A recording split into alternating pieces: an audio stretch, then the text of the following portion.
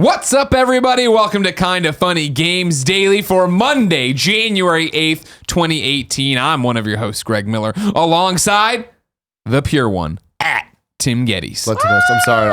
I'm getting my free wheel spin in on Disney Emoji Blitz because I am hopelessly addicted, Greg. This is a real thing. It's a real thing, and it's a problem. Because it started as, hey, we want to hire you and Nick to go be in a commercial. And you said, okay, let me try the game. The champion. And then I tried it, and I was like, okay, this is a bullshit mobile game. I know exactly what this is, and it has its stupid loop where it gives you the 3 challenges. It's like, sure, you can do it, but can you do it? You know, do Better. this and do this with I'm like, it's trophies. It's essentially trophies that never fucking end, Greg. Yeah. And they just keep popping up. Congratulations. So then Welcome to mobile gaming. Then I stopped, and then Gia got on it. Then I got even more addicted. Now Kevin's playing. Kevin's playing Disney Emoji Blitz. Good. Is it? I really like it. Oh, wow. Okay. It got to a point. It's not good, and then once you're addicted, I don't know if it's good or not. It's like drugs. No, it's like it's drugs.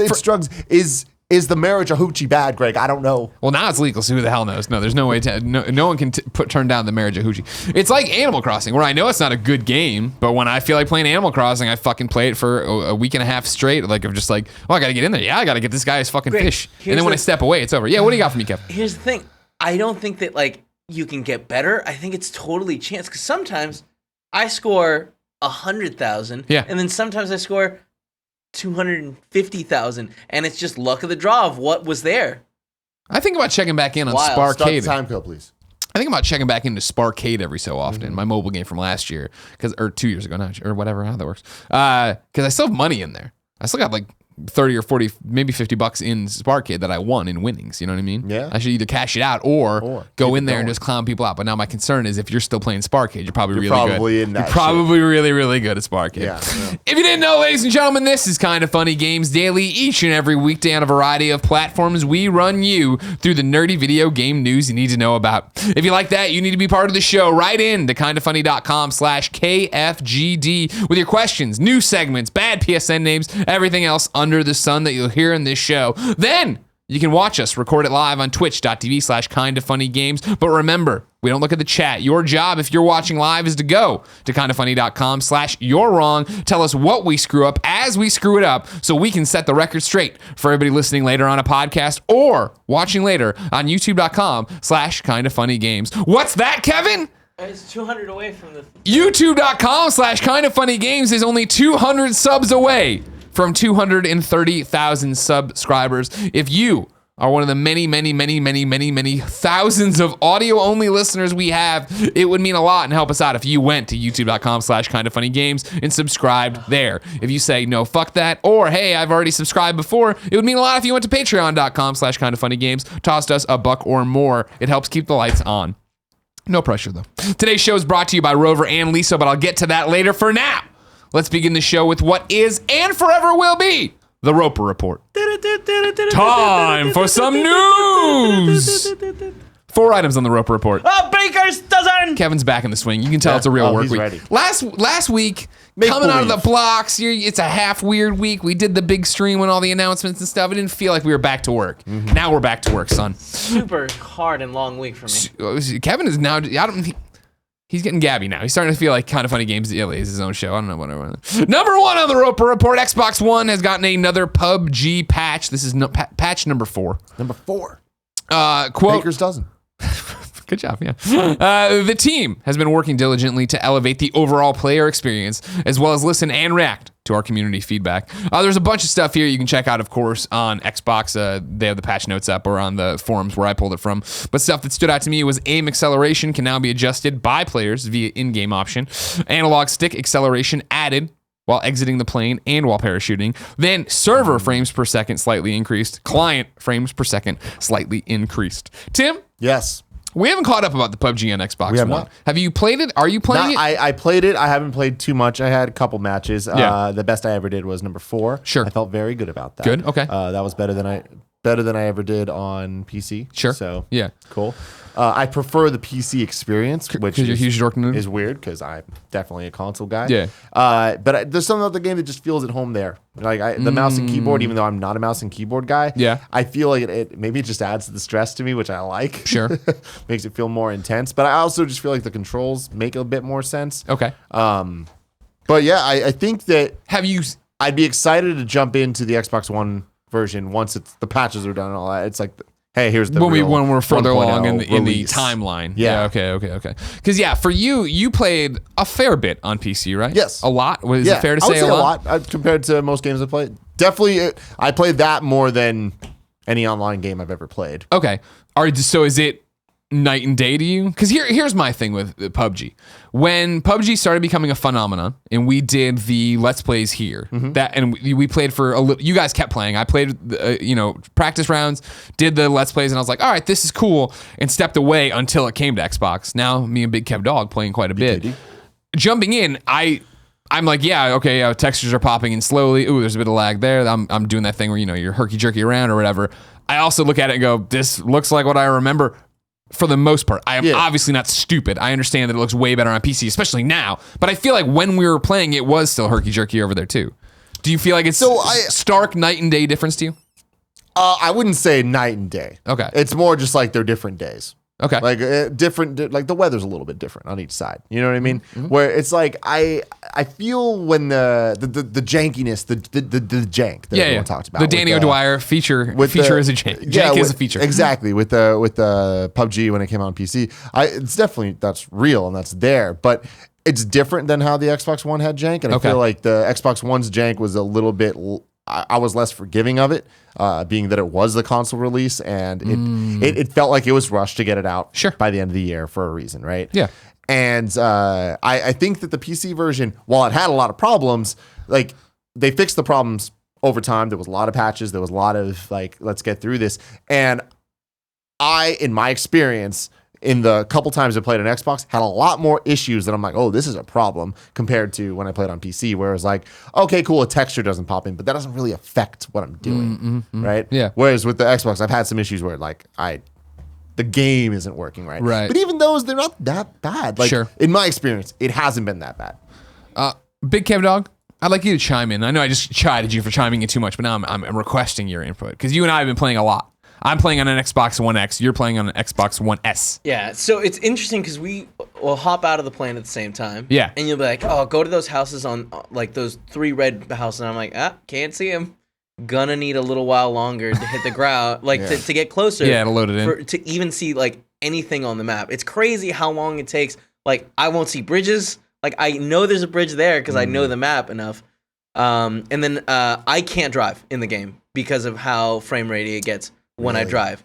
When we get to a car, I have to be the one who drives. A thing to point out is my PC is pretty beefy. Oh, yeah. So maybe that has something to do with it. That my experience that's the thing, too, where I think I'm skewed by the fact that I use Xbox One X. Where I'm like, oh, this isn't that bad. But when Kevin and I sat down and did the stream here before we came back from break, I got to look at his, and it was like, oh, yeah, okay, that's a lot different. You're not getting the same experience I'm getting. So there's something to that as well. Well, hey, good for the patches. I'm happy that they're on it. Patch number 4, it's only been out.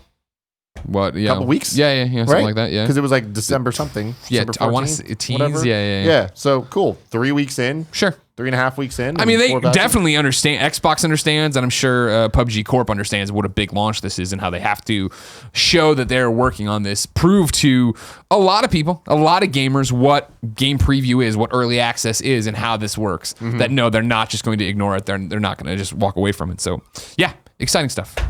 Number 2 on the Roper Report. IGF, the Independent Games Festival, has announced its award nominees. These are up all over the place. If you're not familiar, the IGF awards are going on during GDC. It's usually combined with the GDC awards. I think it's IGF first, then GDC awards, or vice versa, but they're one night. I wanted to read off for the Seamus McNally Grand Prize. Here are your nominees. Getting Over It with Bennett Foddy, Night in the Woods, West of Loathing, Into the Breach, Heat Signature, and Baba Is You. I will tell you right now, I don't know the majority of these games. Yeah, which is interesting. I'm going to get to why it's interesting in a second. Cuphead has gotten nominations for visual art and audio. And then Tacoma, of course, a friend of the show, Steve Gaynor, and Fulbright, that's getting a nomination for narrative. Now, of course, I know Night in the Woods. Came to console, easy. I know West of Loathing, that stick person RPG that is awesome that I played at. You can play on iPad, you play on a computer, all these different things. The other ones I don't know, which is embarrassing, of course, because you'd feel like somebody who runs a daily game show should know all these fucking games, right? Especially coming off Game of the Year and stuff like that. But I don't, and this is one of the problem with indies. And here's where I want to go to Matt Mitchell, who wrote in to kindoffunny.com/KFGD and says, how long do you think the indie game scene that is currently huge right now, and he puts parentheses, Gang Beasts, Overcooked, etc., will last? Will they die out? Will they die out or continue to be little gems? Thanks. That's interesting. The question gets pulled because I had already put this here, and I'm like, fuck, I don't know the majority of these games that are up for the grand prize. I need to go play these things. I'm sure they're PC games. They're on itch.io or wherever that website is. I got to go check it out. I want to play them. I want to expand my knowledge. I want to know more about it. But what's interesting then is Matt, who writes in, and granted, we're kind of funny. We're a console-focused audience, writes in, he talks about the indie scene, and he pulls out Gang Beasts and Overcooked. And Overcooked from last year, Gang Beasts, been out forever on PC, finally making the PlayStation 4. I think the indie scene is going to be around for the foreseeable future, if not forever. I think forever. I mean, I think we're at a point now where it will forever be a pillar of video games. Right. In the same way AAA is. And I wouldn't even say in the same way AAA is. I'd say in the same way that third parties are. In the same way that first party is. Like, they're going to just be another one of those where it's like, yeah, this is just, it's not a type of game. These games are just being made, and it is just a definition of the group making them. Yeah. With the way that anybody with a computer can make a game now, anyone with a computer can make internet videos, anyone with a computer can make music or whatever it is. Like, yeah, these things are going to happen because there's a lot of talented people out there with way fewer barriers in front of them to be able to make things and create things and to access other people to form a team. You don't even need to be in the same room or continent or anything, right? And so I think that stuff's going to continue. And I feel like talking about Gang Beasts or Overcooked, it's easy to look at those and be like, oh, those really indie games because they got backing this way or that way or whatever. But it's like, well, everything starts somewhere, and I think that the only reason we haven't heard about these is because they don't have that type of. And that's the, for me, fascinating thing between this, right? Yeah, indie games are going to be around forever because as long as you have creators who want to create something, they're going to create things. Will it always be this big? I don't know. We've talked about how the market continues to flood. There's only so much bandwidth, right? In the way that, of 1, 2, 3, 4, 5, 6, I haven't heard of 4 of the 6 games nominated here, or I guess getting over it with Bennett Foddy sounds like something I've heard of, but I couldn't pick that game out of a lineup. You could put all these games there, and I wouldn't exactly know. What's interesting is the discrepancy between, all right, what an indie game really is, quote unquote, these people who are getting nominated right now for the Independent Game Festival Awards versus what, and I'm not throwing any of us under the bus here, Matt, is what a mainstream audience thinks indie is, in the way that, Gang Beasts is only on console, right? Because Double Fine showed up to make sure that could happen. And then it's that question of, will indies be around forever? Or let me read the question again. How long do you think the indie game scene that is currently huge right now, Gang Beasts, Overcooked, etc., will last? Will they die or they continue to be little gems?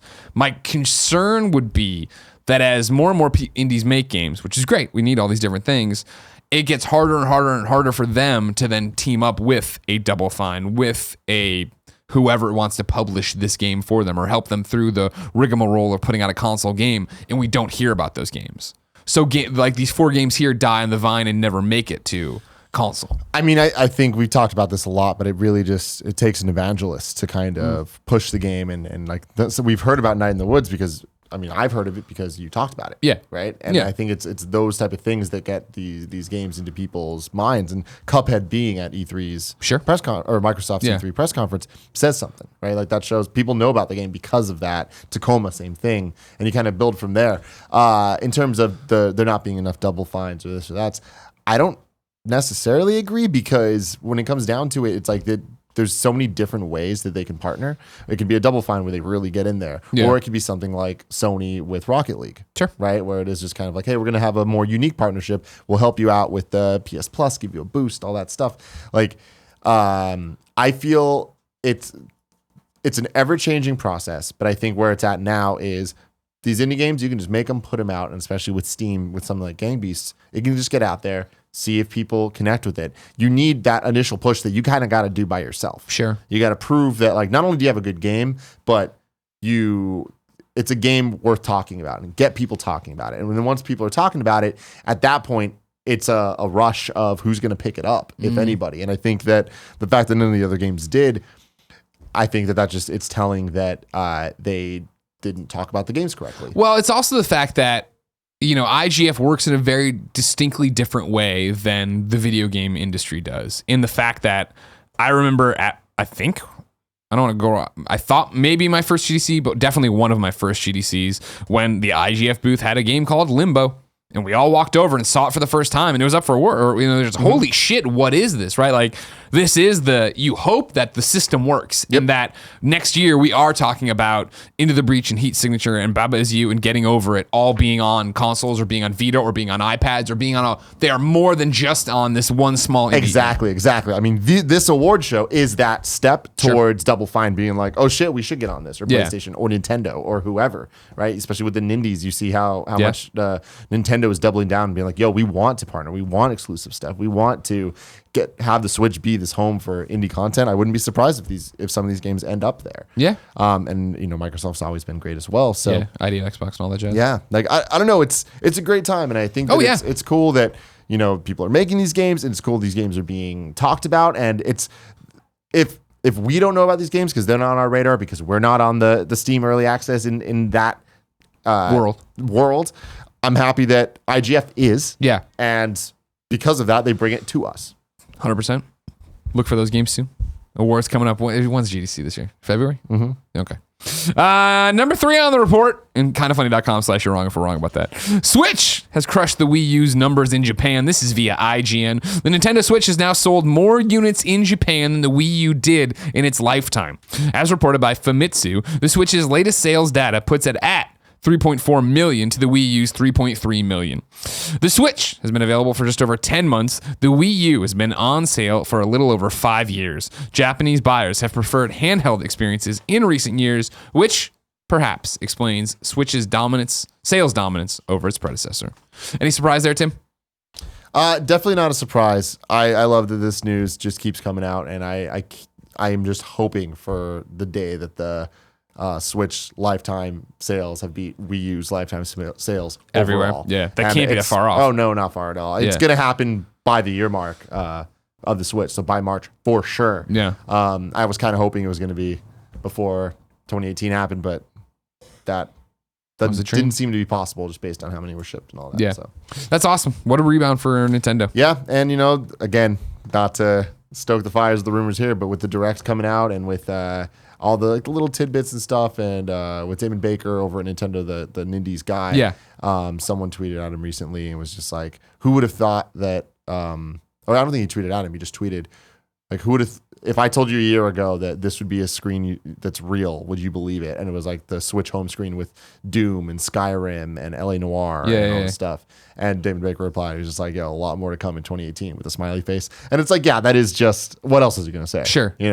Fucking fired all our guns. We'll see you guys later. But I mean, the fact that he responded, there's a confidence there. And Nintendo is, for the first time in a long time, I think, they're confident and they have something to back it up. They have a lot to back it up. Yeah. And that's cool that it's gonna keep rolling, and hopefully I'm really counting on this Direct because I feel like if they come out with a really impressive Direct this week or whenever they get whenever to in January. Like it needs to be early. Shit, dude. It needs to be early. And but if they don't, because I like to play devil's advocate to this again, as a super fan of Nintendo, I'm the one that I want to see them succeed, but I'm also person number one to realize how they can fail. Yeah. And if they fuck this Direct up, that's going to be a huge misstep, and I think could really affect their momentum. Not that Directs really can affect anything that much, because at the end of the day, who's really looking at them? But it's more about this is their game plan for the first half of 20. We don't know anything right now of substance. We know Bayonetta 1 and 2 in, I want to say February. And we know that there's a Yoshi game coming. We know there's a Kirby game coming, Kirby Star Allies. And that's pretty much it. So we need more. Sure. Something concrete. And then final story on the Roper Report for today. PlayStation VR game numbers are about to go nuts, says Siliconera. Sony Interactive Entertainment said in a statement to Nikkei that it expects the current number of PlayStation VR titles to increase from 150 to 280 by the end of the year. According to Sony, the 80% increase from 150 titles to about 280 by the end of the year is possible now the number of PlayStation VR units sold surpassed 2 million, making it easier for game companies to participate in the development of PSVR titles. Sounds like it's the perfect time to launch a show called the PlayStation VR Show. That's right. You can get it at patreon.com/kindoffunnygames next month, February. We're starting a PlayStation VR show of me going through and basically, I think, talking about what this article talks about. It's going to be Let's Plays of games you've missed on PlayStation VR or that I've missed or that I think more people need to see. I put up a tweet today asking for people's recommendations because I'm planning the slate of games to go through today. But this is exactly what I came away from PlayStation experience with, right? Of like, holy shit, there's actually some awesome shit coming to PlayStation VR, and that's rad. Because I, of course, being a student of PlayStation, was terrified that this was going to be the Vita or the Move or the PSP and just come out and be cool and then just fade away. And the fact that they aren't fading away from it, they aren't shying away from it, they are still giving it time during every press conference of like, no, here's PlayStation VR and here's the experience we have coming and here's what we're working on. I'm super excited for 2018. Is that proof though that it's not a PlayStation Move, but is it proof that it's not a PSP or a Vita? Because PSP did well, so I mean, like that's okay. Well, but I'm even confusing the Vita, the message right? there. Vita, yeah, they stepped away from, right? But I mean, it took a while, right? Like Sure. they still gave Vita a lot of shine at press conferences for at least 2 years. Yeah, but So we'll see. We'll see. I'm you'll still see? very, very like, I don't know. I was wrong about their showing at PSX. Totally wrong. And even last E3, like I thought that they were not going to have that second wave of games, and they've proved me wrong. So let's see how long they continue this and what it does. 2 million, nothing to shake a stick at. It's good. Well, that would be the hope too. That if they keep touting numbers like this, you keep talking about stories like this, that you're going to put all these games out on it. You keep putting out cool games like Accounting Plus, Firewall. When those things do arrive, hopefully that motivates somebody else to go buy it, right? Yep. And they're iterating on it already, which I know is pissing off some people, but is good in the long run for getting people behind it. It's going to be fascinating to see what happens with it. But I just feel, even with, and I know this is just such insidery, I feel it in my balls shit. Yep. But even with Vita, right, where they didn't move off of it right away, they still cooled on it really quick. And I'm talking about the conversations you'd have with PR or developers or whoever behind the scenes. Whereas with PlayStation VR, I think they set expectations correctly. And I know I say this all the time, which is like, this isn't going to be gangbusters. This is cool tech. Do you want to try it? Let's get in and try it, and we're going to fuck around with it. And the fact that they continue to fuck around with it and tinker around with it and put out cool shit. Yeah. I don't think it's ever going to sell 14 million units or something. Yeah, that's different though. But CES is happening this week, and I'm really excited to see what comes from it because I love tech shit. And VR kind of dominated the conversation the last couple of years. I'm interested to see what happens this year and how that affects things, because like I'm kind of expecting a quieter year for the VR. I agree. Because I feel like everything's kind of come out and it didn't blow people away the way that I think a lot of the companies thought that it would. So to see PlayStation kind of being the group to keep doubling down on it, it makes sense because Slow and steady. they have video games. That's what Right. that's what they're doing, and I think a lot of the other ones are all over the place because they're different platforms. But PlayStation VR it makes sense just by its name, right? Well, I think again it came down to expectations for the consumer and for the company, and I think PlayStation set them correctly on both sides. Whereas I feel like Oculus and HTC, and I am not super well versed in either of those platforms. I still feel like we bought it for $1 billion, whatever the hell they bought it for. We bought it for all this money, and it was, this is going to be the hot thing. This is going to fly off the shelves. This is going to be the next step in gaming and everything else. And they put it out, and that didn't happen for them. And I really feel you saw the waters recede on that one really quickly. It's like, oh fuck, we were wrong. Get back. Whereas like PlayStation's like, oh, that's what we expected. Oh, it's doing better than we expected. Andy House being like, yeah, I totally didn't think it was going to do as well as it did. Yeah. All right. Like I feel like they're pleasantly surprised, which I feel is going to lead to, let's try to make some cool shit. Let's do cool partnerships. Let's get first party people in there doing different things like that. Blood in the Sand.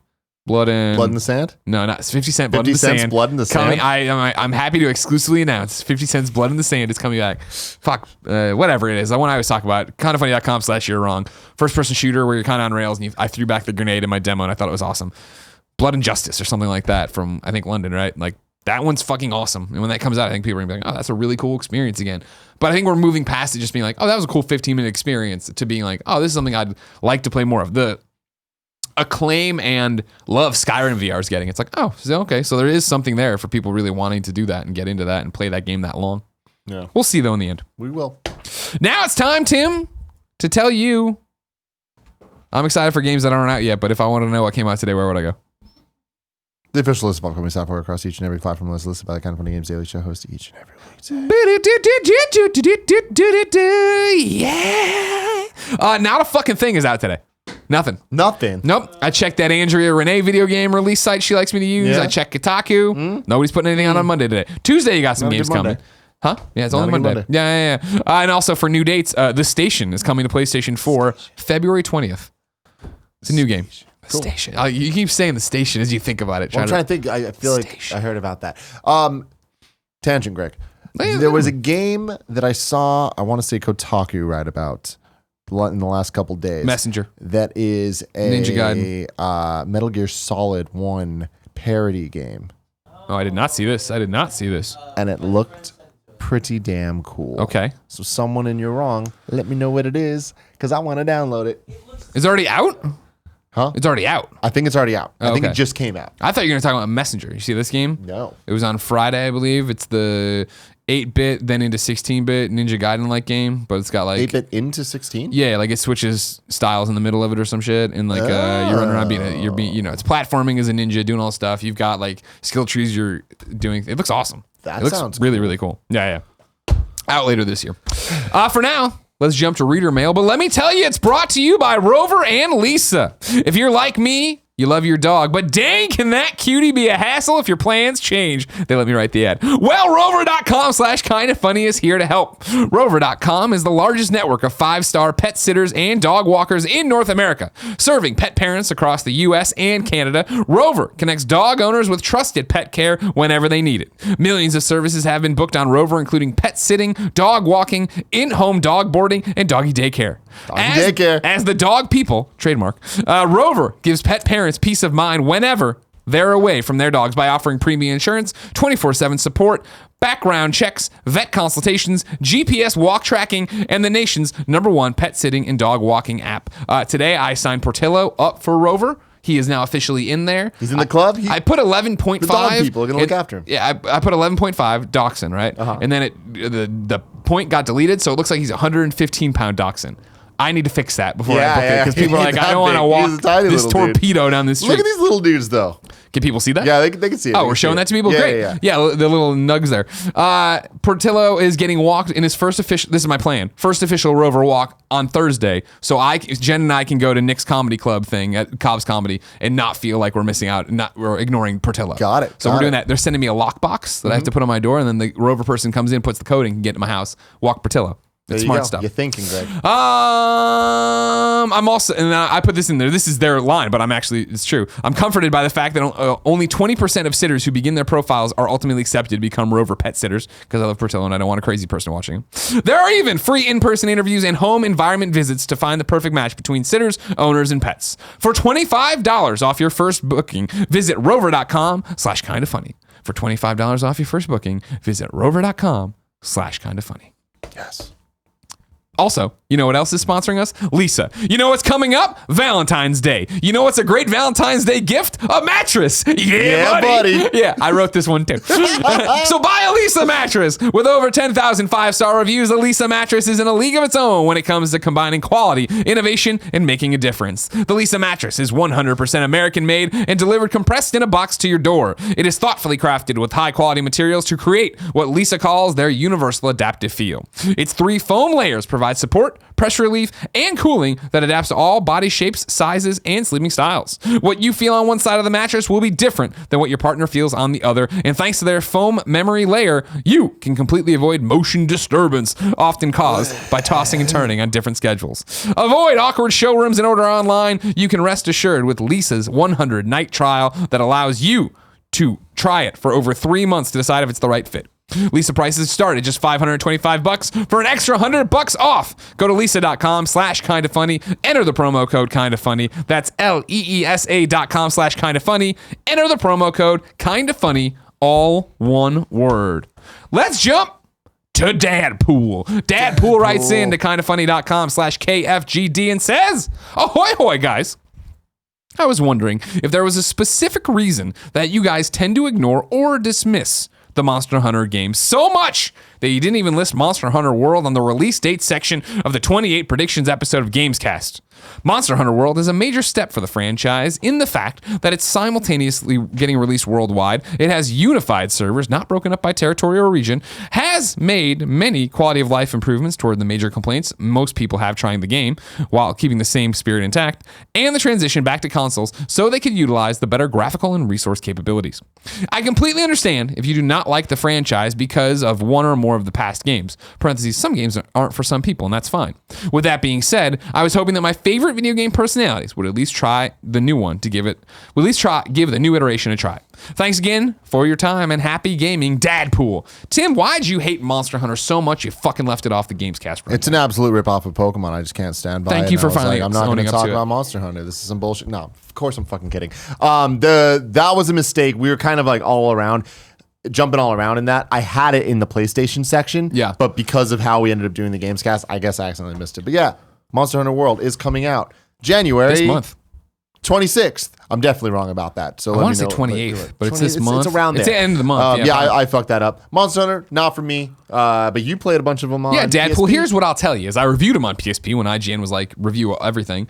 I enjoyed them, but then I just burned out on them, right? And so even when it came to Wii with that controller, you remember that one? Yes. I got that and never could psych myself up to play it. However, I am interested in Monster Hunter World. I hit up Capcom today and said, just so you know, I do want to play this. Please put me on the review list when time comes. Okay. So you will hear about Monster Hunter World in some capacity. Maybe me and Big Kev Dog will play it. Me and Big Kev Dog.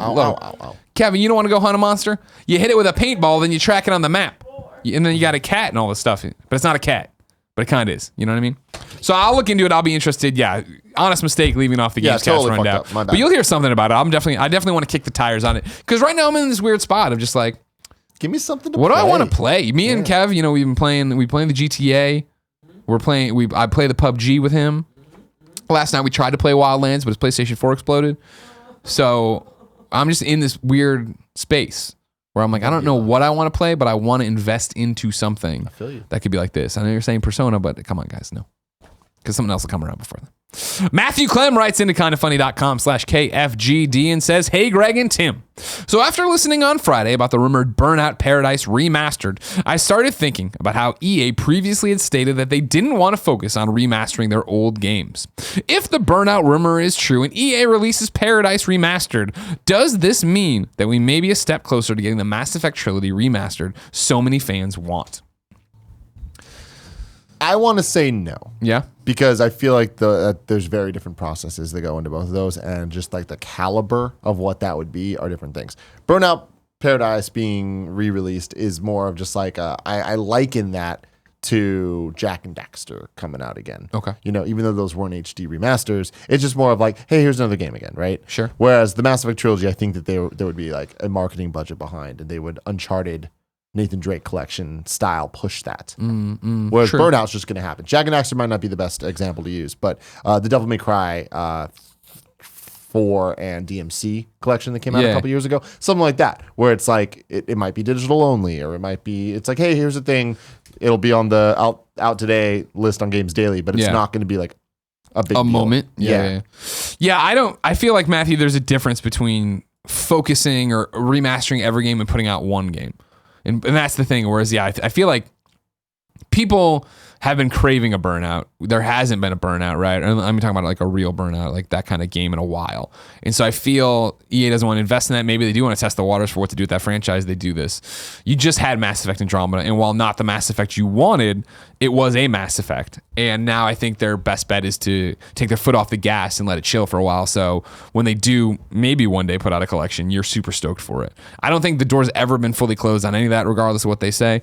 But I do think they want to take time off, and I do think they want to push Anthem in a very specific way when that starts happening, and I think Mass Effect could get in the way of that. And so it'll be interesting to see how they play all that, but for right now, no, I don't think it's a slam dunk one way or the other. Despite anything they've ever said, I think that at any moment a Mass Effect Trilogy can be announced. Yeah. Like, I don't think that even needs to be like an E3 thing or whatever. I just think they're just like, yeah, we're doing it. But if they do, I think they're going to push it. Like, sure. I think that there's going to be commercials for it on TV. I think so too. LordofPwn writes in, says, hey, Greg and Tim. With awesome games done quick going on throughout this week, I was wondering what game each of you would love to see a speed run of.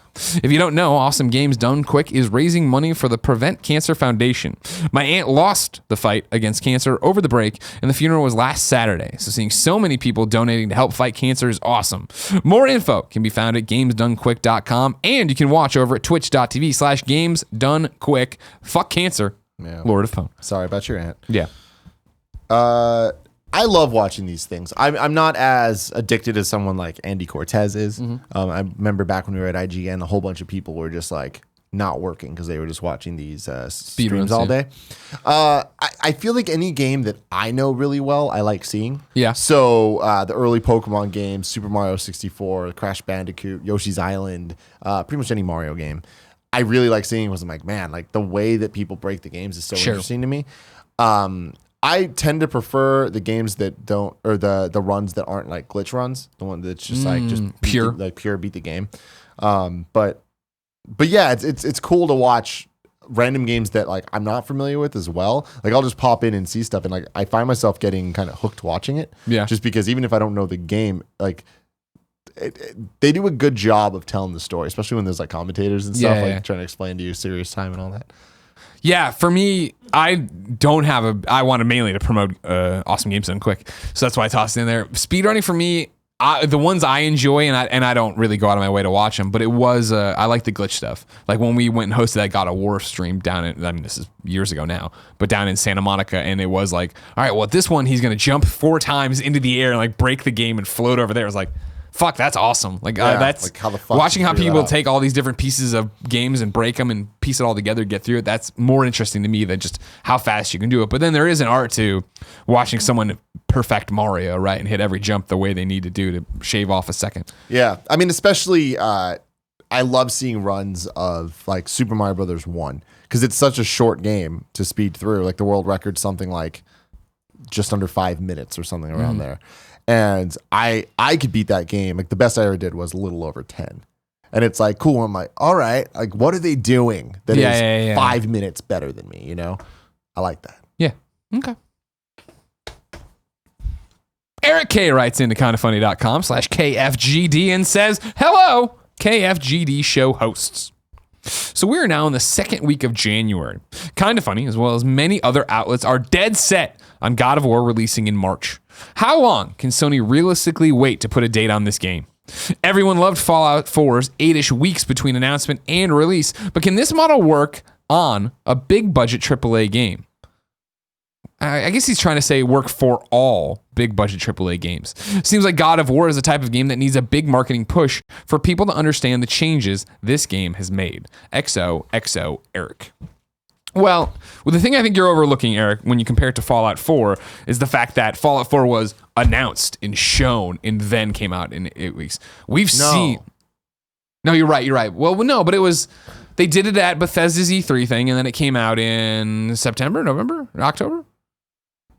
So how many months is that? It wasn't 8 weeks. It wasn't 8 weeks. It wasn't 8 weeks. It wasn't 8 weeks. But still, what I'm saying is this is apples and oranges. Was the release date announced at E3? Yeah, wasn't it? I think it was. One of the John Todd Howard things. But I mean, that was also the reveal of the game. So we're talking a few months. Okay, yeah. Whereas God of War, my argument here is that God of War has been announced for forever now. Mm-hmm. We've known about God of War and his son since not this last E3, the E3 before that, right? Mm-hmm. So that's a year and a half of marketing buzz going off. It's Game Informer's cover right now, which I think is kind of telling. I think that there's going to be a blog announcement with the release date. I would say, if not, I don't think it's out of the question that'll just happen on one of these. Like now, here's the thing too that I think it'll happen. The latest they can do it is depending on when they're releasing it in March. I think you need at least a month, but I would say a month and a half probably of like this is the release date and that's what's going to be. I think that this is the first full week for most people in America to come back to work. I was sending off emails to Sony last week and not getting a response, which isn't totally unheard of. But the fact that I think a lot of people are still off on vacation, they take that week off, and now everyone's back in the office, and I think now the wheels really start turning, as I think was evident in the way that Kind of Funny Games Daily last week was like, oh man, there's 2 stories. They're not that there wasn't like as much gaming news because people are still on vacation. I think now you get back and now we really start ramping up to, I think you get that Nintendo Direct this week, I still think. I think that you could easily get a God of War announcement towards the end of this month and being like, hey, here's 2 solid months, right? Let's say it's going to be March or 20, whatever it's going to be. So you figure January 20th, you announce that's 2 months. I think God of War is already in the consciousness. I think when what I like about what you're saying here, Eric, is God of War seems like the type of game they need a big marketing push for people to understand the changes this game has made. I think I disagree with you. We, the hardcore, we watch E3, we do all these different things. Gamers know this is a different God of War, and a lot of us are like, I'm interested in God of War for the first time. Mainstream, they're like, fuck, give me more God of War, I feel like. If they just need a commercial to run, and people are gonna be like, oh, fuck, Kratos is back? Awesome. I'm in. One, Colin Moriarty. Oh, I know him. Tweeted out a couple days ago. Yeah, tweeted out. Tim's powering down. Yeah. A trusted industry source tells me that God of War's PS4 pre-orders are very soft. Sad to hear. I'm still hopeful and even confident it'll be great whenever it comes out. So yeah, that's true. That goes kind of against what you're saying. However, I think that pre-orders don't matter too much. Wait, which part? It goes against what I'm saying. If the pre-orders are soft, meaning they're just like, just people know about God of War, they're totally in. Well, but what I'm saying is I don't think the mainstream knows about God of War. Yeah, so once they do, it's like game over. I do think God of War is one of the few franchise where it's just like, hey, it's in stores now, and people are gonna go, okay. I feel like that's the thing where it's like during March Madness, you run a God of War trailer and that's the point I'm making to Colin's point even, or where he got this information, is the fact that, I think numbers are soft right now because first off, who knows and really cares about, who knows the most about God of War right now? Hardcore. I'm on IGN every day. I read all this different stuff. Most of us are against pre-orders, it seems. A lot of people are like, vote with your wallet. I want to see more of the game. I want to know this. I think not having a release date hampers your pre-orders when it's sometime in 2018. That's when there's not a period on the sentence. It's hard to get super stoked about it, right? I feel. And going on, there's more tweets too that it goes into say that like there are games that are even further out that are doing way better pre-order wise. They have date dates? Assume Death Stranding and Last of Us. Sure. Part 2. Yeah, but I think both of those. I mean, I don't know. Are they in a different league than God of War? Yeah. Really? Yeah. Death Stranding is, hey, I'm Hideo fucking Kojima. I'm back. I'm making this game. It's PlayStation exclusive. It's doing this thing. I think that God of War is back. Hold on, stick with me. Let me make my point. I think Last of Us Part 2 is, hey, you remember that fucking game you loved that was amazing that everybody tells you to play and you play it or didn't play it, but you want to play it? We're making a sequel to that. And then God of War is, hey, forget about God of War Ascension. And I realized God of War 3 was a long time ago. And I think it's different.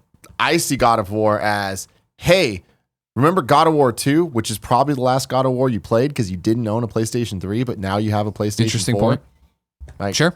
There's a lot going in there, but I don't know. Whatever. God of War is going to kill in sales. Right. I feel like, when they finally put a date on this, when they finally start talking about it, when they finally start running TV promo ads for it during sporting events, during everything else, it's a different story. But again, and you're talking, Eric, how long is too long? When do you have to go? We're getting close to the jumping off point where, I feel if we get to the first, a month and a half sounds about right in terms of hey, here's what we're actually going to do. But if you get to February and we haven't heard anything, I'd be like, oh, fuck. I'd start to question this March thing we all keep pushing. Bigger question is where the fuck is the goddamn release date for Spider-Man? I got these insomniac fucks tweeting about doing their studio-wide play tests. One of them saying he's played it 3 times through all the time. It's taken him multiple days. The game, you're hiring people though, saying they're what's going down there? What's going on down there? I want the release date, Brian. Get on it, Brian. Nick Currier writes in to kindoffunny.com/KFGD. What the fuck does Nick Currier have to say? He says, hello, Kinda Funny crew. I'm just more interested in your experiences in general with the PlayStation 4 Pro. Since a decent number of you now have one, I think it's just us two, have you noticed a loudish, high-pitched hum to your systems caused by its fan when it revs up? I remember Tim mentioning one of his regular PS4s you got a few months ago hummed like a mother, but haven't heard anything about it with your Pro.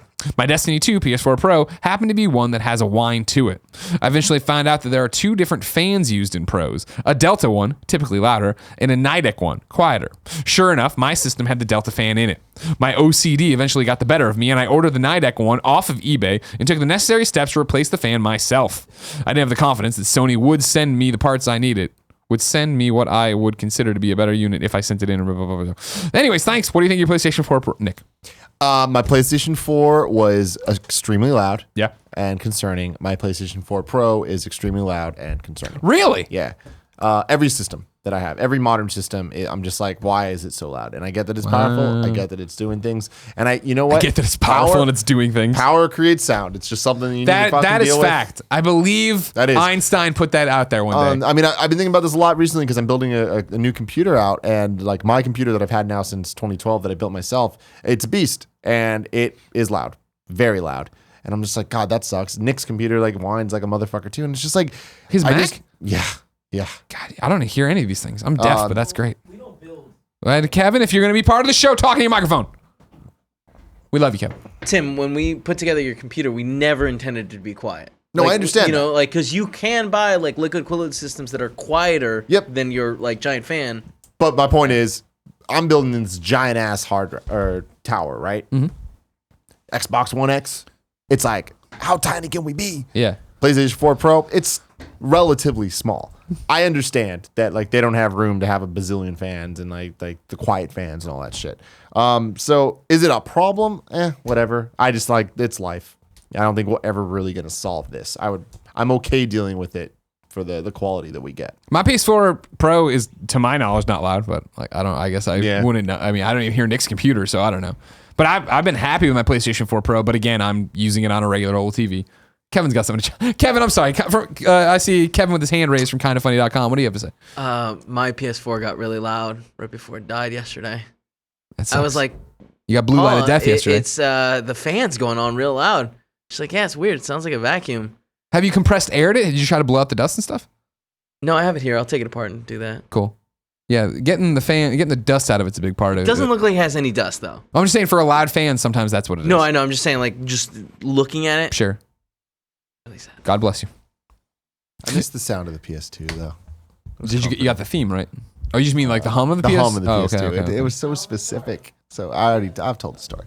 Anthony from the UK, oi governor, writes in to kindoffunny.com/KFGD just like you can and says, hi, not a question, but I was listening to your Friday show and had to write in to tell you how hyped I am for Sea of Thieves. I've been playing the alpha and every session has been amazing, both with friends and also with randos. With more and more content becoming available, I can see this game being a huge deal when it is finally released for full price in March. You guys need to try out the latest build. You'll love it, and it'll make an excellent party mode too. I can say right now, it will make an excellent party mode. It's going to. We're going to do it, and it's going to be a great episode. I believe in it as Let's Play, for sure. But do I believe in it being a hit and resonating with gamers at large? We'll see. I asked you, of course, on Friday. No. People write in, tell us if you care about that they're Sea of Thieves. To my knowledge, 2 of you did. Okay. But it's actually Antony, or Antony. I don't know how you say it in the UK.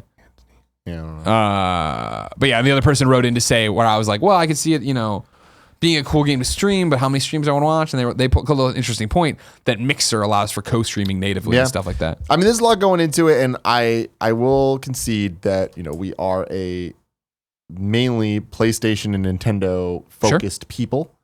And that means that our audience is going to lean that way as well.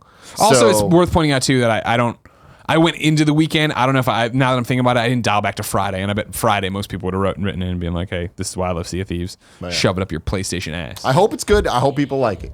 Me too. No, I'm not. And I'm not at all talking the quality of it. I just think that's a hard landing to stick and get people behind. Charles Jakobsen writes in to be the final question for Monday's episode. He wrote in, of course, kindoffunny.com/KFGD, just like you can. Bad PSN names, squad up, all that jazz. Greetings, Greg and Tim. Friday, you discussed Dreams' price and whether or not it could or should be a PlayStation Plus title. Do you think they could potentially do something like Driveclub and release a Dreams PlayStation Plus edition, which includes the campaign and perhaps access to the weekly top 10 levels? But if you want to access the tools and other levels, you'd have to buy the complete edition for something like $40. Sincerely yours, Charles J. PlayStation? I know people over there listen. That's a great fucking idea. It is. That's a really great idea. Some variation of that is a great idea. Yeah, I don't know. Yeah, exactly. What but they a PlayStation Plus get. edition that is like, hey, we know this is a hard sell. Here is the first half of the campaign and a taste of the creator. Or yeah, we're gonna curate a list of 5 levels a week for you or a month or something like that. Yeah, that's a great. really Get interesting point. Charles, You're genius. Somebody should hit you up. I'm gonna call, after this. I'm gonna call John Drake and tell him to call Shuhei Yoshida and have Shuhei Yoshida call Charles to make all the decisions for PlayStation Plus like games. Time to squad up. Never will know. This is where one of you writes in to kindafunny.com/KFGD. You give me your name, your username, platform of choice, and why you need help in video games. I read it here. The other best friends come and find you, and you all play games together. Today, Adam at Switch Indie Fix writes in. He needs help on Discord. He says, I'm gonna read the other thing. We'll come back to the other thing. I'm trying to start a community that is based around indie games on the Nintendo Switch. If you guys love your Switch and love playing and talking about all the great indies on your favorite hybrid system, then come say hello on my Discord. The server name is Switch Indie Fix. The invite link is very complicated, and you should have made a bit.ly link. That's what I say there, Adam. So instead, I Googled all this. If you go to Twitter, or on Twitter, at Switch Indie Fix, INDIE Fix, Switch Indie Fix on Twitter, you'll find Adam, and I'm sure he's put up a link there. And if he hasn't, Adam, make your pinned tweet right now about the Discord, not about going back and having 25 kindergartners yell at you. I think he's a teacher. Everybody, go talk about indie Switch games on Discord with Adam at Switch Indie Fix. Tim, Yes. are you ready for a new segment? Oh, shit. No. It's called PSVR Shoutout. It's that Dave wrote in to kindafunny.com/KFGD, just like you can to steer the ship, and says, hey guys, so I attended PSX for the first time this year and I had a great time, but I just wanted to give a shout out to a game I saw there that I really enjoyed. It was called The Persistence, made by Fire Sprite. It's a VR title and it's a horror FPS type game that is procedurally generated each time you play. Now, what I thought was cool was that it kind of had a couch co-op vibe with it, wherein your friend can have an app on their phone and they can provide you with either helping you out by pointing out enemies or placing waypoints, or they can be incentivized to fuck you over by making you get electrocuted by some panel or other such dickhead things. It was really fun, and I just wanted to spread some love to a game I haven't heard anyone talk about. Much love, Dave. Dave, what a great fucking idea. Of course, PlayStation VR show launching on youtube.com/kindafunnygames. I guess technically launching on patreon.com/kindafunnygames in February. This is what I'm talking about. A lot of cool shit happening on PlayStation VR. I can't keep track of it all. The Persistence is now on my list. Thanks to you, Dave. Thanks, Dave. Tim? Yes. We record this show live on twitch.tv/kindafunnygames. You should sub. If you have Amazon Prime, you have Twitch Prime, give us a free sub. Anyways, if you're watching live, we ask everybody out there to keep us honest by going to kindafunny.com/you're wrong, telling us what we screw up as we screw it up, so we can set the record straight for everybody watching later on youtube.com/kindafunnygames or listening on podcast services around the globe. Tim, first off, we fucking nailed this show. Secondly, what did we get wrong? Zyger. My says, boy, I heard he's Greg- grounded from Kinda Funny Pro. Greg said, maybe I should go back into Sparkade. Greg is wrong. He won't be going back to Sparkade because, as tweeted on July 17th, 2017, Sparkade retires on July 25th. For info, including refunds, visit this link. Download our new World Winner app. Sparkade shut down. They have a new app. Is my money just in limbo? Did I get it refunded on PayPal and I didn't pay attention? We're opening the Sparkade app. We're getting answers. Also, I guess fuck me, huh? I did not support that app enough to make it actually become a thing. Capitalist Pig says regarding GDC dates, GDC 2018 runs March 19th through 23rd. Okay. Wow. We were off. We were off. What was the wow? Isn't it? I mean, it's usually early February. If It's all over memory the place. serves. What it usually it's is that a fucking big game's going to come out that week and everybody's going to be pissed off. They're in San Francisco waiting for it. So maybe that's when God of War is coming out. not. There you go. Yeah, I opened the Sparkade app. It says logging in 0%. Capitalist No Pig. movement. PSVR game is called Blood and Truth. Thank you, Blood and Truth. Yeah, looks good. Capitalist Pig also says the Metal Gear Solid parody game is called Never Stop Sneakin' Okay. and came out December 14th. What platform? Computers? It's on Switch, it looks like, because there's a Nintendo.com link. I don't know if it's somewhere else, but you can imagine. It looks dumb, says Kevin. Joffins Kevin, will you says, go get my Switch? It's in my backpack, front pouch. Oh, zip it up. Joffins says, Greg, you're 100% wrong. Out today is the classic Wii game Vegas Party ported to PC. Okay, go fuck yourself. I liked No, thank that. you for telling me. I liked that. Parker Wolf says, hello, just wanted to add some breaking news that the Capcom Fighters channel on Twitch will be previewing Street Fighter V Arcade Edition, the first new fighter Sakura, and all of its new V triggers and V skills tomorrow at 6 p.m. Eastern in anticipation of its January 16 release. That's good. Cool. That's good. Thank you very much. Tokyo says, when Tim was talking about games coming to Switch in 2018, he left out Fire Emblem Switch. That is correct. I did. That's because you hate Fire Emblem. That's because I hate Fire Emblem. I'm so excited to see Fire Emblem. I hope that we see it at this Direct. Like, I just want to know what it looks like. The idea of an HD Fire Emblem is so enticing to me. And I'm also excited that you're going to play Fire Emblem for the first time. I think it being on Switch will be You're actually gonna get in there? your gateway drug. And I think you're going to get addicted. I think you're going to love it. I'm addicted to you. Simple Plan, everybody. I got the Deer God on here. So many good Switch games. Capitalist Pig says Monster Hunter World comes out on January 26th. So you're right. I added this because Tim was right on his guess, but he said he was likely wrong. Thanks, Capitalist Pig, as always. The station will also be out on Xbox One and PC on February 20th, says Slick Rick. Slick Rick. Slick Rick. Is that you? The real Slick Rick? I hope so. Heads up that they brought Energy Cycle to Switch. Like, which is like one of those cheap cash-in, get a platinum trophy. Yeah. I guess it's glitched, but all the same. Sorry, I didn't mean to throw you off. Wait, is Tiny Metal the game that's the, like Advance Wars? No. That's War or something. No, it is the game that's like Advance Wars. What? What's it called? Tiny Metal? That came out? That's not that. That's not War Groove. Okay. It's War Groove. Mr. Yasmin 300 says Fallout 4 was first revealed in a trailer on June 3rd before the Bethesda conference in June. The game came out on November 10th, so 5 months later. Okay. Big difference from 8 weeks.